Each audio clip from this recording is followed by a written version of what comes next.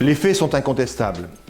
Aujourd'hui encore, 4 patients ont été admis dans l'aile Covid du centre hospitalier Brissé. Ils viennent de la région et sont soignés par des médecins, des infirmières dont il faut saluer cette fois encore le dévouement.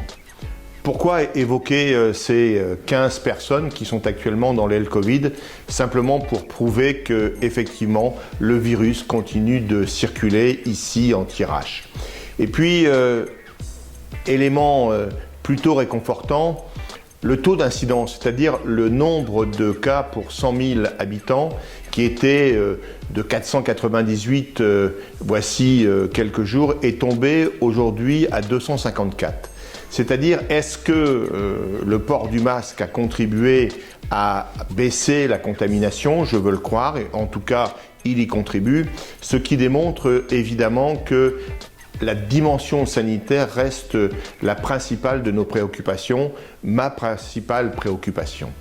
Et puis, il importe également d'offrir à nos concitoyens à la fois l'occasion d'être rassurés et puis de se dire que la crise sanitaire engendre forcément une crise économique. C'est pour cela qu'avec Jean-Louis Bricout et plusieurs maires de Thiérache, nous étions aujourd'hui, mardi, allant à la préfecture pour remettre à monsieur le préfet un courrier en lui demandant de bien vouloir transmettre au Premier ministre, parce que c'est bien la responsabilité de l'État, de transmettre au Premier ministre notre demande pour que le commerce de proximité ne soit pas irrémédiablement condamné. En clair, que les produits de nécessité dont nos concitoyens ont besoin peuvent être trouvés dans des commerces où justement les barrières sanitaires existent. Eh bien, que nous n'ayons pas une économie qui favorise forcément cette dimension internationale